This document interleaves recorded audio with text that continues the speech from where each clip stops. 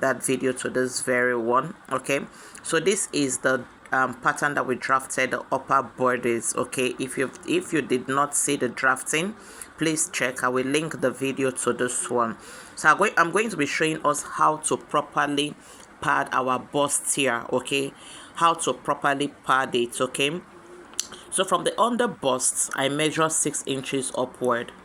As you can see, every padding should end at the under bust. It is very important. So you can measure upward 6 inches, 7 inches, or 8 inches. If it is a full bodice that has from shoulder, you can do 8 inches, okay, or even 9 inches. So from the side, I went in by 5 inches. 5 inches being the bust span measurements we used, okay. And then on the center front, from the under bust point, I also went up by 7 inches. Do you understand? Every measurement must end, every padding must end at your under bust. That is the most important tip in padding your bust. So we are going to be using our stay to do the padding, stay and wording. Okay, we are using stay and wording to do the padding. As you can see, I am going to be layering my stay. I'm going to be using 4 layers of stay. You can use even up to 8, but if you use 8, you may not need to use a wording again. As you can see, 4 layers of stay, and everything ends at the under bust. Very important. Okay, everything ends at the under bust. It gets why. Okay, 4 layers of stay is what I use, and then I'm going to be transferring heat on it by using my iron. That is for the side panel. Now this is the center panel. The same thing we are also going to do to the center panel. 4 layers of stay. Okay, as you can see again, everything should end at the under bust. Under bust. Okay, 4 layers of stay. You can use more than 4 layers. Some people even use paper stay. Now this is depending on how much your clients pay. You know, stay is expensive. In my area they say stay for 2,000 per yard. So you iron it, you infuse it so it sticks. Okay, so that is how to pad. Okay, that is for the stay. Now you bring your wording. You can use stay and wording. You can use paper stay and wording. You can use only wording. You can use only stay. It is very durable. Okay, some people use only paper stay, but I cannot use only paper stay. I don't even use paper stay. I use wording. I use fabric stay. Okay, so now we are going to be cutting our wording. As you can see, I place my wording, my pattern on my wording. I was checking to be sure that the video is capturing it well, the camera. So I measure upward again the 7 inches that we use for the stay or the fabric stay. You see how I placed it, and then I traced it out. That is for the center panel. Okay, you see how I curved the up. You know, it should have a bit of that what do you call it, so or sweetheart shape, you know, on the upper side. Okay, so that is for the center front.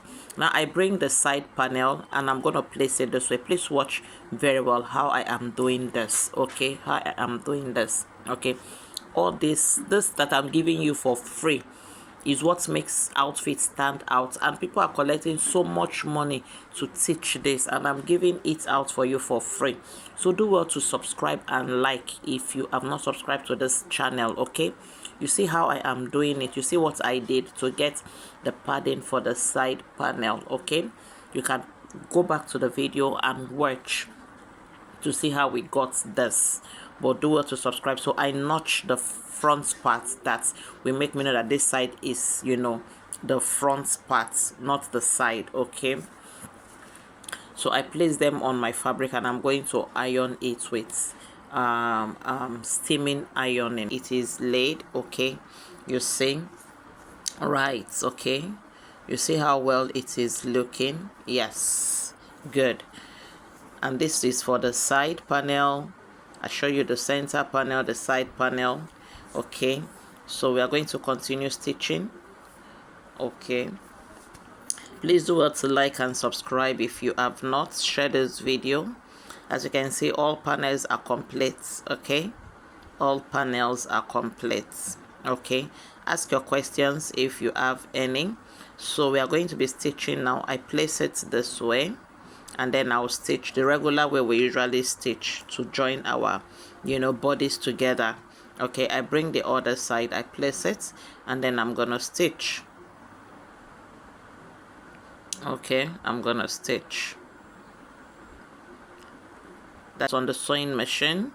I'm going to show you how to join the front panel alone. Okay, for people who might find this useful, is the reason why I am showing this, because I want to believe it's something you can do. Okay, we are going to be doing this right away. I put it together, the center panel and one side panel, and then I pin, and then I'll go ahead to stitch it together. So guys, subscribe, share this video so that other people can see. Do well to leave a comment, very important. Do well to leave a comment, do well to give a thumbs up, do well to like, do well to subscribe, and tap on the bell so you get notification each time we drop new videos. Okay, or each time we are hosting a live class. We do that almost every day. Okay, so I have joined the left side of the panel to the center part. Now we are joining the right side of the panel to the center panel.